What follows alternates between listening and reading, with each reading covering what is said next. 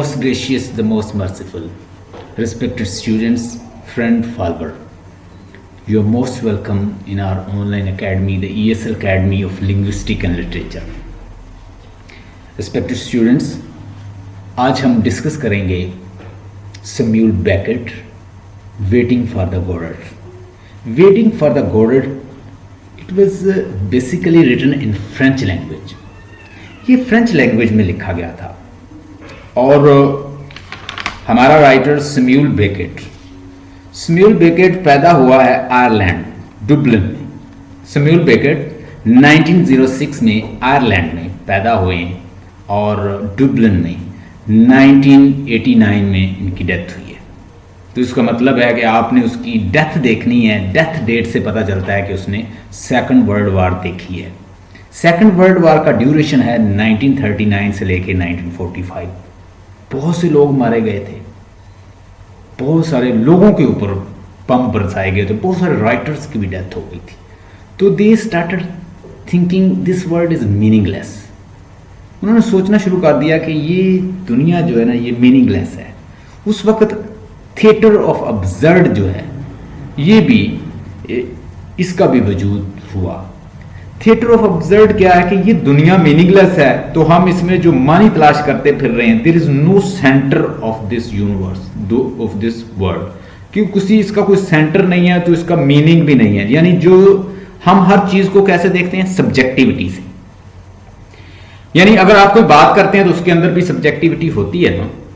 आप अगर किसी के खिलाफ हैं तो आप ऐसा कोई आर्गुमेंट देंगे जिसके अंदर सब्जेक्टिविटी आ जाएगी। यानी ऑब्जेक्टिविटी बहुत कम है। ऑब्जेक्टिव अप्रोच ये होती है कि you are saying thing according to authenticity and according to authentic data. अगर आप एक डाटा है और वो ऑथेंटिक है, आप उसके मुताबिक अप्रोच पे बात कर रहे हैं और अपनी अना को आप किसी से नाराज हैं, आप बायस नहीं होते, अनबायस एटीट्यूड देते हैं और authentic to the point database discuss करते हैं या अप्रोच देते हैं, इट्स ऑब्जेक्टिव। अगर आपने अपनी राय दे दी तो that will be subjective approach. तो वो कहते थे कि दुनिया की कोई चीज भी ऑब्जेक्टिव नहीं है। आप हर चीज को, यानी न्यूट्रल तो कुछ भी नहीं ना।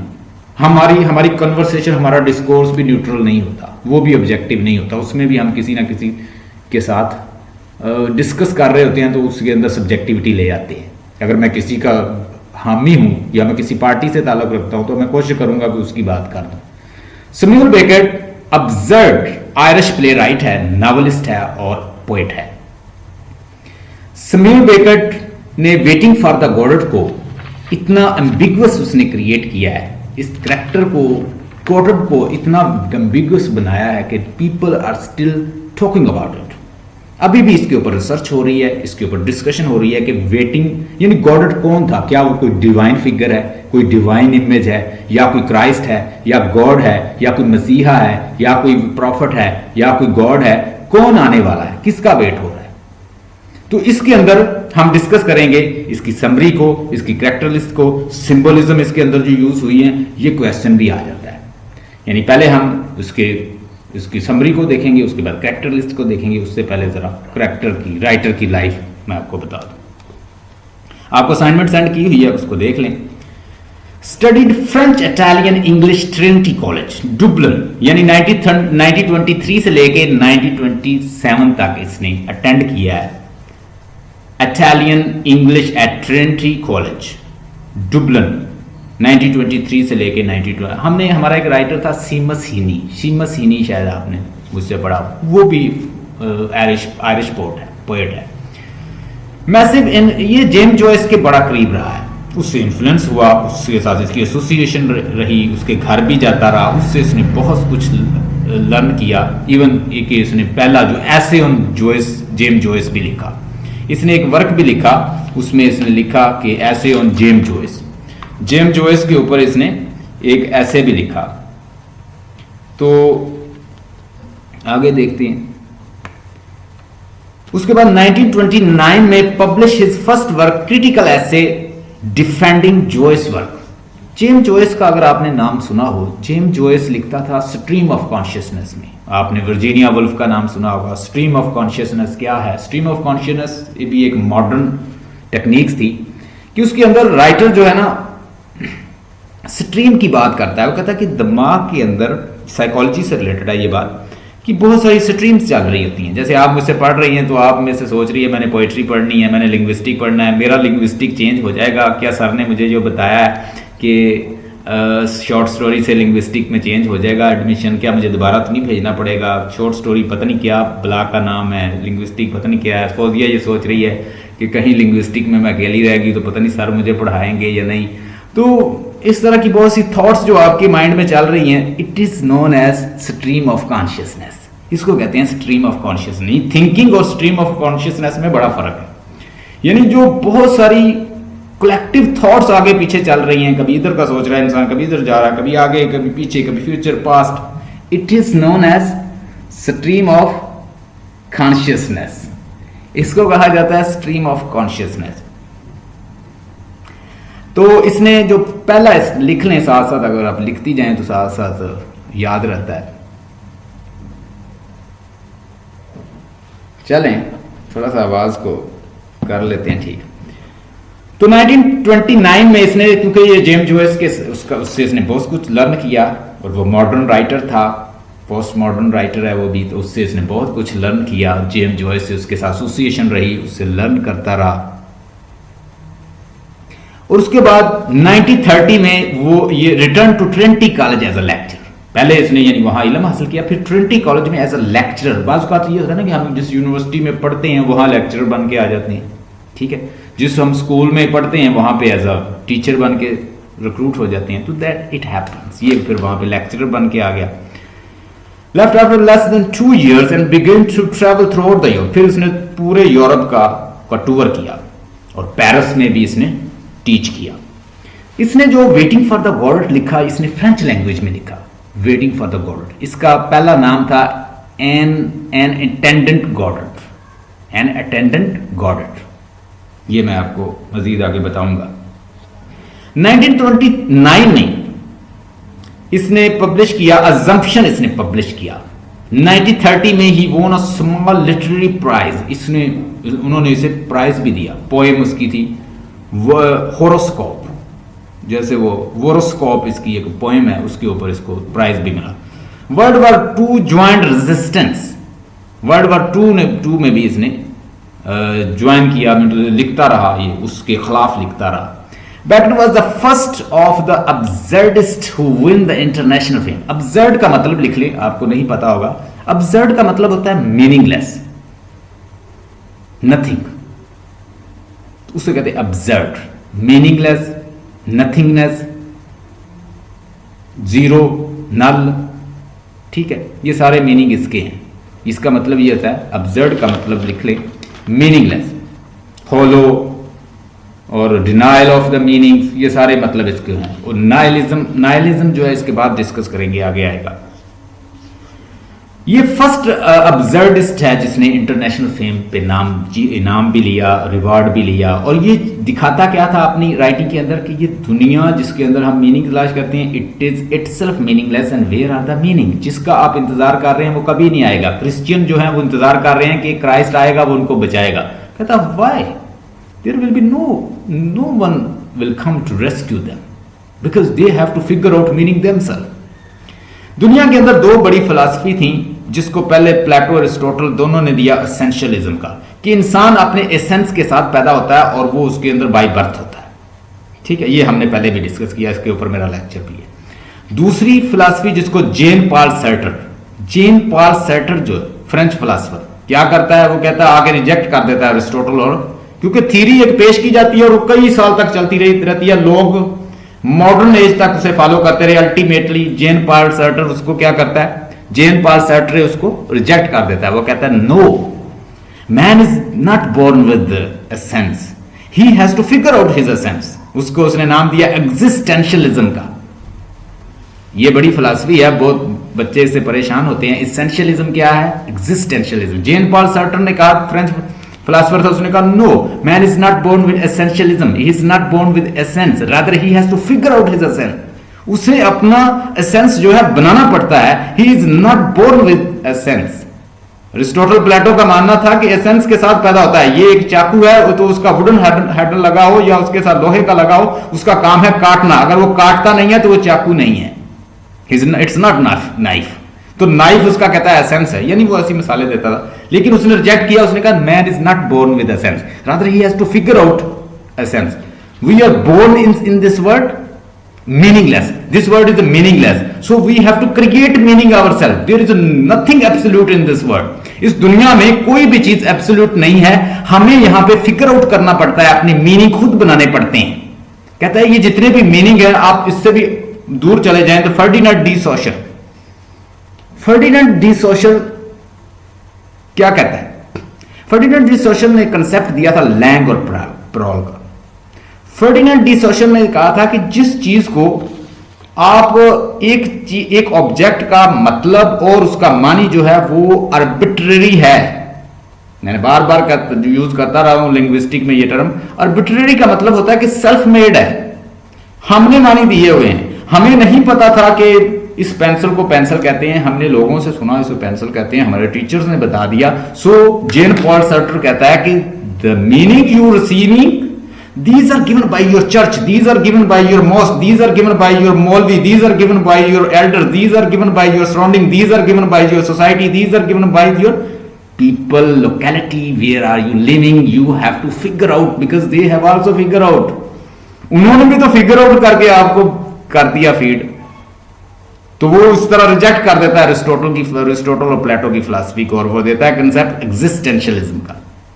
तो इस प्ले के अंदर आपको एग्जिस्टेंशियलिज्म भी मिलेगा, उसकी झलक मिलेगी कि this word is meaningless and lucky, और पोजो जो है वो भी यूजलेस फिर रहे हैं, और एस्ट्रेगेंस और वेलेडमीज जो हैं वो भी यूजलेस फिर रहे हैं, मीनिंगलेस। वो कहते हैं they have nothing to do, mundane word है, बॉर्डम वर्ड है, and they are just playing over there, wasting their time and doing nothing and waiting for the godhead who is not gonna come. ऐसी शख्सियत का wait कर रहे हैं that is not gonna come, जो कभी नहीं आएगा, और ultimately they will be died. वो इस दुनिया में खत्म हो जाएंगे, बैठे रहेंगे और meaningless फिरते रहेंगे, but there will be no meaning because this word is also meaningless. वो कहते हैं ये दुनिया ही meaningless है। ये उनकी फिलॉसफी है, हमारी मुस्लिम की फिलॉसफी ये नहीं है। हम कहते हैं कि we are given time and in certain time we have to please our God, we have to do good deed, and we are here to worship God. हम यहाँ पे वर्शिप गॉड की वर्शिप करने आए हैं, अच्छे काम करने आए हैं, हमें एक लिमिटेड टाइम मिला है, ultimately will go hereafter and God will reward us. यानी हमारे सामने जो सिस्टमेटिक एक वे है ना, हमें होली प्रॉफिट ने बताया। मोस्टली जो एग्जिस्टेंशियलिस्ट फिलोसफर हैं वो क्या होते हैं, वो अग्नोस्टिक होते हैं, वो यानी गॉड को नहीं मानते। But we as a Muslim we worship God, we say that there is a one God and we are his follower, and whatever Allah's and his prophet has commanded us, we have to follow, and ultimately we'll get reward when we'll go to graveyard. When you will go to graveyard, over there God will reward us, and even after this we will be getting heaven because due to our good deed. But they people are just in a confusion, they are in doubts, and they are saying that this word is meaningless, but for us it's meaningless. Anyhow, it's a philosophy. उसके बाद जी work translated into over 20 language, continue to write till his death, 1989 तक लिखता रहा है, और इसका जो वर्क है बहुत सारी लैंग्वेज में ट्रांसलेटेड हुआ है, उसको ट्रांसलेट किया गया। Clear cut, minimalist and deeply pessimistic about human nature and human situation. हम इसके अंदर देखते हैं कि 2 एक्ट प्ले है, waiting for the godhead 2 act play है, और उसमें तकरीबन 5 करैक्टर है। पहला करैक्टर हमारे पास है वेलेडमीर, जो कि एक इंटेलेक्चुअल करैक्टर है। उसके बाद हमारे पास करैक्टर है एस्ट्रिगन्स, जो कि एक डल माइंडेड है, जिसको चला रहा है कौन, एस्ट्रिगन, जिसको चला रहा है वेलेडमीर, और एस्ट्रिगन भूल जाता है। दोनों वेट कर रहे हैं किसी पर्सनैलिटी का, नाम है गॉडेट। तीसरा करैक्टर एक बच्चा आता है, उनको बताता है कि आज गॉडेट नहीं आएंगे, वो कल आएंगे। अब ये बच्चा कौन है, इसको भी हम मजीद कैरेक्टराइजेशन में डिस्कस करेंगे। उसके बाद गॉडेट जो है वो एक सिंबल है, एक डिवाइन फिगर है, उसका वेट हो रहा है, वो कोई इंसान है, वो कोई शख्स है, उसके बारे में हमें सैमुअल बेकेट ने नहीं बताया, उसने एम्बिगुअस बनाया। जब सैमुअल बेकेट का इंटरव्यू हुआ, उससे पूछा गया who is godhead, he said that I my self don't know who is godhead. उसने कहा मैं भी नहीं जानता कि गॉडेड कौन है, you have to interpret yourself, तुम्हें खुद ही इंटरप्रेट करना है। आज explore the themes and increasingly cryptic style, बड़ा इसका क्रिप्टिक स्टाइल है, बात बड़ी छोटी छोटी कर देता है। Beckett was awarded the Nobel Prize in Literature in 1969। ये बात याद रखेगा कि 1969 में इसको नोबेल प्राइज भी लिटरेचर का मिला है, लिखा है, बहुत अच्छा लिखा है। Theme in the play include, इसके थीम के अंदर क्या क्या चीजें, मिरर, इसके थीम के अंदर सबसे बड़ा जो थीम है इसका चॉइस का है, थीम ऑफ चॉइस। लिख लें, आपकी असाइनमेंट में ये चीजें शायद नहीं लिखी हुई, कुछ लिखी है मैंने। पहली बात यह है कि इसके अंदर थीम ऑफ चॉइस है, यानी एक्ट जो है, इसके 2 एक्ट प्ले है, वो फ्रीली मूव कर सकते हैं, उनके पास चॉइस है, वो जा सकते हैं, आ सकते हैं, लेकिन वो नहीं जाते, मंडैन वर्ल्ड के साथ कनेक्ट रहते हैं, सोच सकते हैं, फ्रीली मूव कर सकते हैं, एक्ट कर सकते हैं। लकी और पोजो जो है थीम ऑफ चॉइस, पहला ये थीम ऑफ चॉइस, इसके अंदर भी थीम लिखे हुए हैं, जितने थीम आप डिराइव कर सकते हैं, जब आप पढ़ेंगे तो आप खुद भी डिराइव कर सकते हैं। You are also reader and according to modern critics you are free to interpret meaning, you are free to interpret meaning, और वो भी आपको एम्बिगुअस छोड़ता है ताकि तू खुद भी सोचो। थीम ऑफ चॉइस, करैक्टर खुद घूम रहे हैं, कभी इधर जा रहे हैं, कभी उधर जा रहे हैं, मैं कहता है मैं खुदकुशी कर लूं, कहता है यार तुम खुदकुशी ना करना, अगर तुम खुदकुशी करोगे तो मैं अकेला रह जाऊंगा, इसलिए मैं नहीं चाहता कि मैं अकेला रह जाऊं, तो इसलिए खुदकुशी ना करना। फिर वो आगे से ये कहता है कि यार रस्सी नहीं मिल रही, मैं किसके साथ खुदकुशी करूं, फिर वो कहते हैं चले जी हम खुदकुशी नहीं करते। इस तरह करैक्टर जो है वो एक दूसरे से डिस्कशन करते हैं और बोर होते रहते हैं। Boredom, meaningless, nihilism, absurdism, existentialism, everything is shown in this play. Mirrors on search of for freedoms, ये भी इसके अंदर ही आता है। आगे नॉट मैंडेटरी, वो ये जान ही नहीं पाते कि ये जो चॉइस है कि हमने यहां रहना है, वेट करना है या जाना है, ये मैंडेटरी नहीं है, मैंडेटरी नहीं है, जरूरी नहीं है कि हम यहां पे रुके, लेकिन वो ये फैसला नहीं कर पाते कि हमने रुकना है या जाना है। इस मतलब कि उनको मीनिंग का नहीं पता, उनको डेस्टिनेशन का नहीं पता, कहां जाना है कहां नहीं जाना, उनको यही नहीं पता। मीनिंगलेस, ये भी रिजल्ट मीनिंगलेस देता है।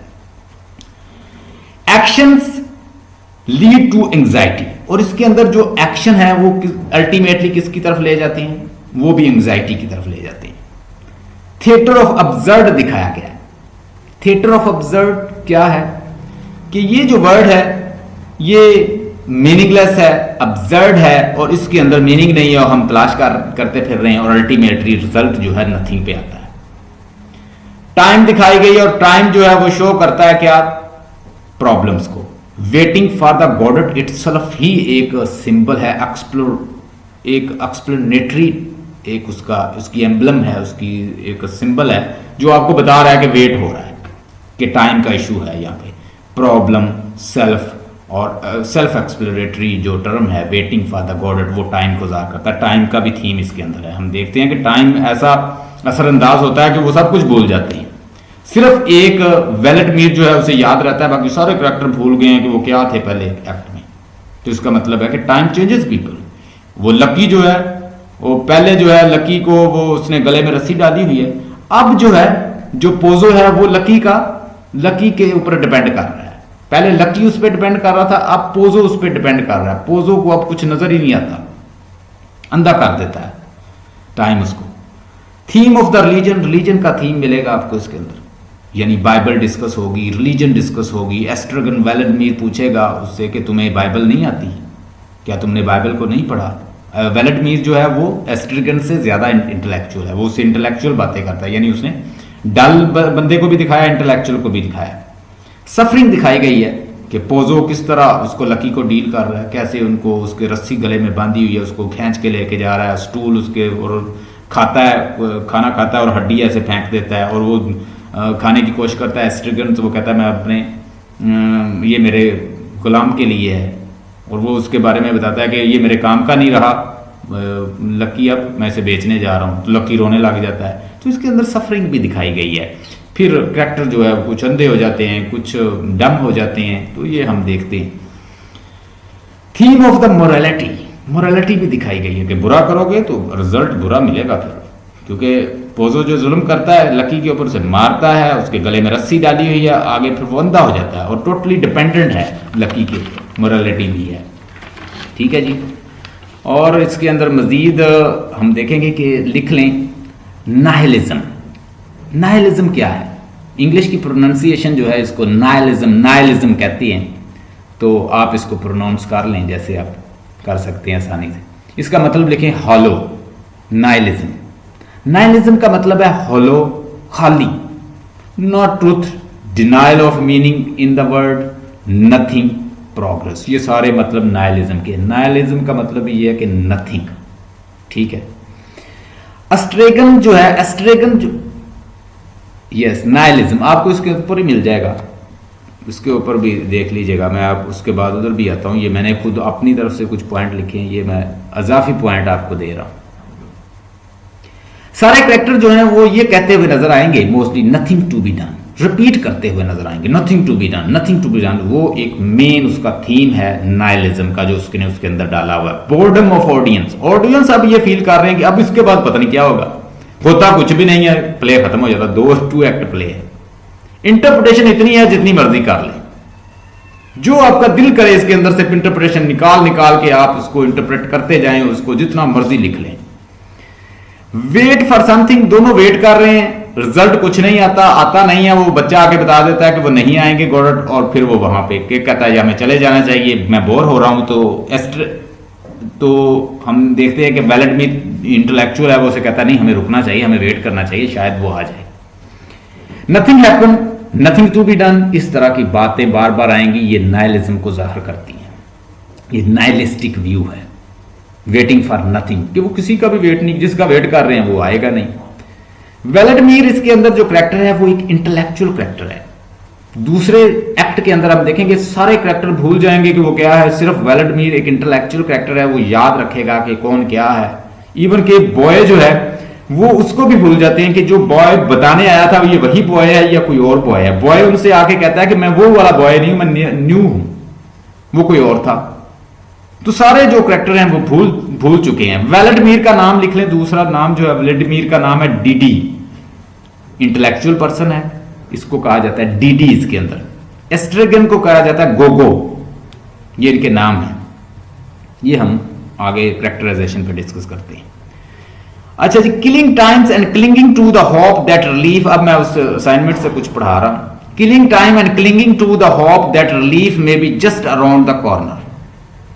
Language is useless for he creates mythical universe people by lonely creatures who struggle vainly to express the unexpressible। ये जहां पे थीम लिखे हुए ना उसकी अगली स्लाइड है, themes in the play include, इसकी अगली स्लाइड है। Language is useless, he create mythical universe people by lonely creatures who struggle vainly to express the unexpressible thing। यानी सारे कैरेक्टर जो हैं वो ऐसे काम कर रहे हैं जो अनएक्सप्रेसिबल हैं, यानी नथिंग के बाद क्या आता, कुछ भी नहीं, यानी खत्म हो गया सब कुछ। वेट कर रहे हैं, रिजल्ट नथिंग। बोर्डम हो रही है, रिजल्ट नथिंग। और एक दूसरे से बातें कर रहे हैं, रिजल्ट नथिंग। खुदकुशी करते हैं, रिजल्ट नथिंग, कुछ भी नहीं करते। यानी हर काम आपको नथिंग में ले जाएगा, कि there is no meaning in at all.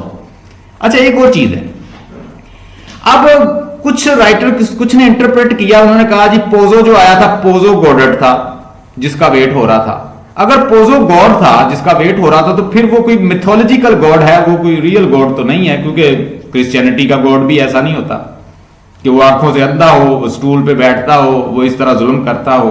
तो ये क्रिश्चियनिटी का भी गॉड नहीं है। तो फिर वो गॉड कौन सा है? हाँ, हो सकता है कि वो किसी जो ग्रीक मिथोलॉजिकल जो गॉड थे, जो ह्यूमन जैसे थे, ह्यूमन काम करते थे, वाइन पीते थे, शराब पीते थे, लोगों में रहते थे, फिरते थे, उनके गॉड, शायद फिर वो मिथोलॉजिकल गॉड हो ग्रीक्स का। ये आप लगा सकते हैं कि पोजो गॉड मिथोलॉजिकल गॉड था जो आया था बाद में, जिसका वेट हो रहा था। हम आगे इसकी समरी में देखेंगे। Character exist in a terrible dream like vacuums, dream like vacuum, कि उनके अंदर ऐसे लगता है कि जैसे जगह खाली है कोई। टेरेबल ड्रीम यानी ड्रीमी लाइक वर्ड में रह रहे हैं। Overcome by overwhelming sense of confusion and grief, उनके अंदर कंफ्यूजन और ग्रीफ और परेशानी, tension, thinking of boredoms and mundane world, रोजाना की जो लाइफ है उसके बारे में ही सोच रहे हैं। grotesquely attempting some form of the communication that crawling on endlessly, grotesquely बुरी तरह से अटेम्प्ट कर रहे हैं किसकी, कम्युनिकेशन की, ये वेटिंग फॉर द गॉडेट। 1906 में पैदा हुआ, 1989 में उसकी डेथ हुई। ये उसकी जो उसकी कब्र है उसके ऊपर ये लिखा हुआ है। हाँ जी, अब हम देखते हैं कैरेक्टराइजेशन, कैरेक्टर लिस्ट। कैरेक्टर लिख लें जी, व्लादिमीर, स्ट्रगन्स, पोजो, लकी, बॉय और गॉडेट, ये हमारे कैरेक्टर हैं। और बड़ा छोटा सा प्ले है, लेकिन इसकी इंटरप्रिटेशन आप जितनी मर्जी, ये आप लोगों के लिए बहुत अच्छा है, क्योंकि मैं पिछले जो मैंने पढ़ाए हैं ये उनके साथ हम रिलेट कर सकते हैं। हमने बर्टोल्ट ब्रैकेट को पढ़ा तो वो भी एक मॉडर्न राइटर था, हम इसको रिलेट कर सकते हैं उसके साथ। क्या बताया था उसने, हमने देखा कि चर्च कहता है कि ये जमीन जो है ये सेंटर ऑफ यूनिवर्स है, लेकिन गैलीलियो ने क्या कहा, नहीं ये सेंटर ऑफ यूनिवर्स नहीं, ये तो एक छोटा सा प्लैनेट है और दूसरे प्लैनेट की तरह, और शायद ये खत्म भी हो जाए कभी। और ये सारी जो कायनात है ये इसमें एक बाल के बराबर भी नहीं है हमारी ज़मीन तो बहुत छोटी सी है। और वो उसने फिर उसको साबित किया, हमने देखा। यानी एक मॉडर्न अप्रोच लेकर आया था ना गैलीलियो। तो ये भी एक नई अप्रोच है उनकी। वो कहते हैं कि ये दुनिया जो है जिसको हम सब कुछ पढ़ते हैं, उससे जब पूछा फिडरजुनी और उसका फ्रेंड होता है, वो पूछता है गैलीलियो से कि where is God, when you say that there is no, you say that this, when you say, जब आप ये कहते हैं कि ये दुनिया बहुत छोटी सी है, ये जो अर्थ है जहां हम रहते हैं बहुत छोटी सी है, तो मुझे ये बताएं कि गॉड कहां रहता है। तो गैलीलियो ने कहा कि इधर इट वेदर लिव्स इन अस और नोवेयर एल्स, या तो ये हमारे अंदर है या ये कहीं भी नहीं है। ये गैलीलियो का आंसर है। तो इसका मतलब है कि वो भी गॉड को नहीं मानता, जैसे हमने सोचा है कि गॉड ऊपर रहता है, वो भी एग्नोस्टिक था। समरी एक्ट 1 देख लें। Setting a country road with on a tree, यानी एक आप ट्री बना लें अपने पेज के ऊपर, एक ट्री है और पहला एक्ट स्टार्ट होता है, एस्ट्रगन्स और व्लादिमीर जो हैं ये दोनों एक दूसरे के साथ डिस्कोर्स कर रहे हैं। एस्ट्रगन्स और व्लादिमीर जो हैं ये दोनों एक दूसरे के साथ डिस्कोर्स कर रहे हैं, और एक ट्री है और वो बंजर सा एक इलाका है, और उसमें एक ट्री है जो कि लीफलेस है, उसमें कोई लीव्स नहीं है, और वो वहां पे उसके नीचे बैठे एक दूसरे के साथ डिस्कशन कर रहे हैं। क्या डिस्कशन हो रही है? डिस्कशन ये हो रही है कि for what purpose we are over here. कभी वो अपने शूज उतार लेते हैं, कभी वो सर से कैप उतार लेता है एस्ट्रगन्स। अब एस्ट्रगन्स है उसका मैं थोड़ा सा आपको बता देता हूं। एस्ट्रगन्स एक भुलक्कड़ आदमी है, फॉरगेटफुल मैन है, और भूल जाता है चीजों को, उसे पता भी नहीं चलता क्या, और वो टोटली डिपेंडेंट है इसके ऊपर व्लादिमीर के। व्लादिमीर एक इंटेलेक्चुअल और उस दौर के एक इंटेलेक्चुअल इंसान की अक्कासी करता है, उसको रिप्रेजेंट करता है। वो उसे बताता है कि हम यहाँ पे आए हैं गॉडेट का वेट करने के लिए, और वो यहाँ आएंगे और हमारी सारी प्रॉब्लम जो है वो सॉल्व कर देंगे। वो कहता है नथिंग टू बी डन। एक दूसरे के साथ इस तरह बातें करते हैं, बोर होते हैं। वो कहता है जी मैं बोर हो रहा हूँ। एस्ट्रिग कहता है कि मैं बोर हो रहा हूँ, मैं जाना चाहता हूँ। कहता नो जाना नहीं है, हम वेट करेंगे, शायद वो आ जाए। तो हम देखते हैं कि एक बच्चा जो है वो पियर होता है, वो आके कहता है कि आप वेट ना करें, आज गॉडेट नहीं आएंगे, वो आपसे कल मिलेंगे। उसके बाद हम मजीद देखते हैं कि पोजो और लकी जो है उसके बाद उनकी अपीयरेंस दिखाई जाती है। लकी और पोजो, लकी जो है वो गुलाम है और वो काम नहीं करता और उसको सुनाई भी नहीं देता कुछ, और उसने अपने बालक को मालक के साथ आ रहा है। मालक ने उसके गले में रस्सी डाली हुई है और वो उसको ऐसे डॉग की तरह हाँक रहा है, जानवर की तरह। उसने हाथ में स्टूल पकड़ा हुआ है और उसका खाने का बैग भी है जिसमें उसके खाने की और दीगर अशिया हैं। किसकी? पोजो एक जालम और क्रूर किस्म का मालक है और वो उनके सामने आके बैठ जाता है और वो भी वहां पे फिर रहे हैं। अब ये दोनों आपस में डिस्कशन कर रहे हैं तो हम देखते हैं कि वो स्टूल जो है अपना नीचे रखता है, उसके ऊपर उसे बिठाता है अपने मालक को, और लकी को वो कहता है कभी डांस करो, कभी नाचो, कभी मेरे लिए ये करो, कभी रस्सी को खींचता है, कभी उसे हंटर मारता है। और ऐसा जब एस्ट्रगन्स और वेलेडिमिर देखते हैं तो देवर depressed, they say that you are not doing good, it's bad, यानी उसको मोरल लेसन देने की कोशिश करते हैं कि ऐसा ना करो, he is a human being. लेकिन वो कंटिन्यू रखता है और वो खाना खाता है स्टूल पे बैठ के उनके सामने, और वो हड्डी उठाता है और नीचे फेंक देता है। एस्ट्रगन को भूख लगी है, वो खाने की कोशिश करता है तो वो उसे बताता है कि ये हड्डी तुम नहीं खा सकते, तुम ये मेरे मुलाजिम के लिए। पोजो कहता है तुम मेरे मुलाजिम से इजाजत लो, उसके बाद ये तुम हड्डी जो बोन्स है ये तुम खा सकते हो।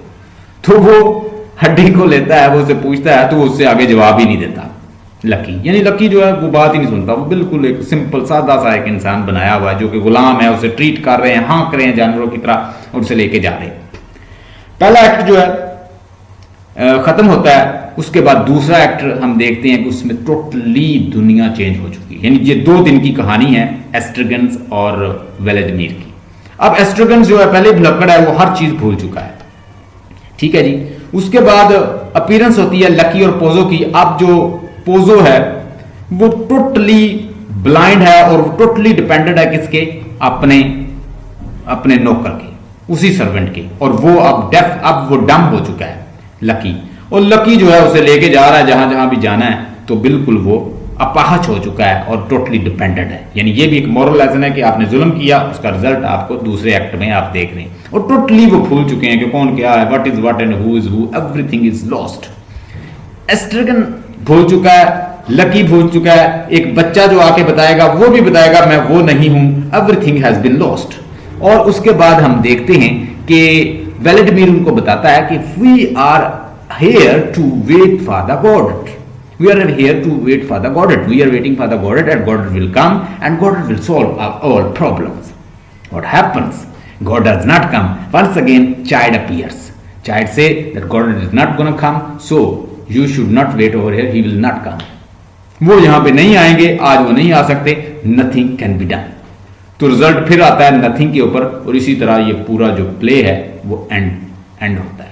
अब इसके अंदर से आपने मीनिंग निकालने, उसने लोगों ने कहा, ऑडियंस ने कहा, ऑडियंस ये फील कर रहे थे कि पता नहीं क्या होने जा रहा है। ऑडियंस को भी क्या मिला, नथिंग। लकी और पोजो को क्या मिला, नथिंग। एस्ट्रगन्स और वेलेडिमिर को क्या मिला, nothing. He wants to show you this world is absurd and it is also named as theater of absurd. This word is meaningless. You have to find symbols, themes, ideas. ये आपने खुद find करने हैं। और modern writer का मैं अक्सर कहा करता हूं कि मॉडर्न राइटर्स तो वैसे ही लोगों को अपॉर्चुनिटी देते हैं कि भाई आप खुद फाइंड करो मीनिंग, हमारे ऊपर ना रहो, you should interpret yourself. Theme find करो इसके अंदर क्या क्या है, सिंबल्स फाइंड करो इसके अंदर क्या क्या है। देखें जी, सिंबल्स हम देखते हैं इसके अंदर सिंबल क्या क्या है। देखें जरा symbols, what are the symbols in waiting for the Godhead? Please write.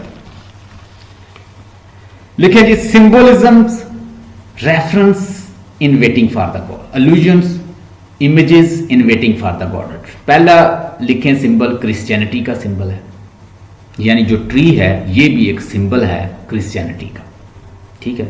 बाज लोगों ने इसको कहा कि ये क्रॉस का सिंबल है, ठीक है। बाइबल सिंबल है, बाइबल को जब वो डिस्कस करता है तो क्रिश्चियनिटी का जिक्र करता है, बाइबल भी डिस्कस हुई है, ये भी एक सिंबॉलिक रेफरेंस है। ट्री क्रॉस का जिक्र है तो वो भी एक, ट्री का जिक्र है तो वो भी एक सिंबॉलिक है। गॉडेड जो है वो गॉड को ज़ाहिर करता है। गॉड में आप फिर बताएंगे, कुछ लोग कहते हैं ये मिथोलॉजिकल गॉड है, पोजो ही गॉड है, कुछ लोग कहते हैं कि इसमें पोजो गॉड है, कुछ लोग कहेंगे कि ये पोजो गॉड नहीं है क्योंकि ये तो बड़ा जालिम है, क्रूर है, क्रिश्चियनिटी का गॉड नहीं, फिर ये ग्रीक को गॉड दिखाया गया है। कुछ कहते हैं कि गॉड जो है वो आएंगे, क्राइस्ट का जो बिलीव है उनका कि क्राइस्ट आके उनके प्रॉब्लम सॉल्व करेंगे, शायद वो क्राइस्ट को गॉड कहते हैं। यानी ये भी एक सिंबॉलिक कैरेक्टर है, इसको आप जितना मर्जी इंटरप्रेट कर लें। लकी जो है वो सप्रेशन की अलामत है, वो डिस्टर्बेंस की अलामत है, लोगों की एंग्जाइटी की अलामत है, लोगों की जो सप्रेस्ड क्लास है, जिनके साथ जुल्म हो रहा है, उस क्लास की अलामत है, सिंबल है। बॉय जो है वो गॉडेट है। कुछ लोग कहते हैं कि शायद जो बॉय आता है लड़का वही गॉडेट है, वही उनको एक रेफरेंस दे के जाता है, वही उनको कोई बात करके जाता है, शायद वो गॉडेट है। लोग ये भी कहते हैं, आप उसको अपनी राय दे सकते हैं। क्राइस्ट जी रिटर्न होगा वो गॉडेट है, कुछ कहते हैं, आप इसको भी एक्सप्लेन कर सकते हैं। नाम याद कर लें, इसके अंदर एस्ट्रगन को कहा गया है। एस्ट्रगन को क्या कहा गया कि वो है वेलेडमीर को कहा गया डीडी, वेलेडमीर को डीडी कहा गया इसके अंदर, डीडी, और एस्ट्रगन को गोगो कहा गया इसके अंदर, यानी उनके नाम है डिफरेंट। तो कैरेक्टराइजेशन और समरी भी मैंने आपको बता दी, आपको मैंने जो सेंड की हुई है इसके अंदर भी आपको थीम्स उसने कहा था, observe, truth, life, consciousness, existence, time, ये सारे, और उसके बाद थीम है ट्रूथ इज अनसर्टन, ये सारे देख लें, इसके अंदर आपने देखने हैं। थीम टाइम का थीम है, वही चीज़ें जो मैंने डिस्कस की हैं वो इसके अंदर है, आपने देखनी है। आज आपने जस्ट यही असाइनमेंट जो है इसको अपने लफ्ज़ों में देखना है। इंटरप्रिटेशन आप लोग कर सकते हैं, जब हम लाइन टू लाइन टेक्स्ट पढ़ेंगे तो ये सारी एक एक चीज़ें जो है ना, हम लाइन टू लाइन टेक्स्ट देखेंगे, उसके अंदर ये सारी डिस्कस होंगी। बात याद रखिएगा, एग्जिस्टेंशियलिज्म और एसेंशियलिज्म। एसेंशियलिज्म फिलॉसफी हजारों साल तक रही, यानी काफ़ी सेंचुरी तक अरिस्टोटल, प्लेटो ने दी, और कहाँ तक आई, मॉडर्न 19th सेंचुरी तक लोग इसको फॉलो करते रहे। Jean Paul Sartre, French philosopher, उसने आके इसको रिजेक्ट कर दिया कि essentialism is not good, we are not born with a sense, rather we have to figure out our sense, we are prone to figure out our sense, we are compelled to figure out our sense. There are lot of such, वो मिसाल देता है कि एक side पे माँ है जो बूढ़ी है, बीमार है, जेन पॉल सार्टर कहता है, दूसरी साइड आपने आर्मी में लड़ने की जाना, जंग हो रही है, अगर माँ का ख्याल नहीं रखते तो माँ की डेथ हो जाएगी, बीमार है, उधर नहीं जाते तो लोग मर रहे हैं, आपने उसमें कंट्रीब्यूशन करना है। अब आपने डिसाइड करना है कि माँ का ख्याल रखना है या जंग में जाना है, उधर आपने मुल्क की हिफाजत करनी, इधर माँ है। कहता you have to figure out, ये भी यहां पे भी तो आप फिगर आउट करेंगे। कहता लोगों के पास जो आइडिया है वो भी फिगर्ड आउट है, वो आपके चर्च ने दिए, वो आपके पीपल ने दिए, वो आपकी सराउंडिंग ने दिए, वो कम्युनिटी ने दी, वो भी तो फिगर आउट है, उन्होंने भी फिगर आउट किया होगा कि ये सच है, ये अच्छाई है। किसी हद तक मैं कभी कभी सोचता हूं तो बड़ा परेशान हो जाता हूं। देखिए, जो मेरे लिए ट्रुथ है वो किसी के लिए लाई है। मैं कहता हूं कि जो मेरे मुल्क की हिफाजत करना है, मैं बड़ा पैट्रियट नेशनलिस्ट हूं, मैं अपने मुल्क की हिफाजत करता हूं। मेरे लिए हो सकता है मैं अपने मुल्क के लिए बोलूं, दूसरे के लिए वो मैं विलन हूं, इधर मैं हीरो हूं, वहां पे विलन हूं। मीनिंग इज नॉट सेम, एक चीज का मीनिंग हर जगह पे सेम नहीं होता। यहां मैं विलन हूं, वहां हीरो हूं, वहां हीरो हूं, यहां विलन हूं। यहां मेरे लिए ये मोरालिटी है कि मैं टोटली कवर्ड करूं अपने आप को, लेकिन यूरोपियन कंट्री में अब जितनी आप मिनी स्कर्ट पहनेंगे, जितनी आप टाइट पैंट पहनी होगी फीमेल ने, वो इतनी ज्यादा मॉडर्न लगेगी, बहुत अच्छी है, ये है रिफाइंड और वेल मैनर्ड लेडी। जिसने टोटली कवर किया हुआ वो कहेंगे ये क्या, इसने इसको बूस्ट बनाया हुआ है इन्होंने, और इसको टोटली कवर किया हुआ है, और बेचारी को क्या जुल्म किया हुआ है उसके साथ, इतनी गर्मी में बेचारी ने टोटली कवर किया हुआ अपने आप को। It is not good, you are living in ancient age, आप बड़े एंशिएंट एज में रह रहे हैं। टोटली आजाद कर दें औरत को, और मेरा जिस्म और मेरी मर्जी वाली बात हो, ये ऐसी बातें हूं तो वो मॉडर्न कहते हैं ये बहुत एंशिएंट लोग हैं, पीछे रह गए हैं, ये पूरे मेडिवल एज और कहीं ओल्ड एज में रह रहे हैं। Why don't they free women को फ्री नहीं क्यों नहीं करते भाई? उन्हें ये बताना पड़ेगा कि भाई हम अपने कल्चर के साथ रहते हैं। जैसे एडवर्ड सईद ने बताया था कि भाई हमारा कल्चर है, हम अगर एक प्रोफेसर को उसने कहा था इधर भेज दो तो वो रिपोर्ट लिखेगा कि ये बड़े अनकल्चर्ड लोग हैं। अब यहां से प्रोफेसर उधर भेज दें, जब बगलगीर हो रही होंगी औरतें, शराब पी रही होंगी, बार में नाच रही हैं, एक दूसरे के साथ किसिंग कर रही हैं, तो फौरन वो लिखेगा बहुत बेहुदा कल्चर है। तो इसका मतलब है कि meanings are also cultural oriented, culture से भी रिलेटेड होते हैं meaning. So this is all for today's lecture. Tomorrow इंशाल्लाह will come up with another assignment as well as line to line text. Stay blessed and have a nice time. कोई question है तो मुझे kindly पूछिए।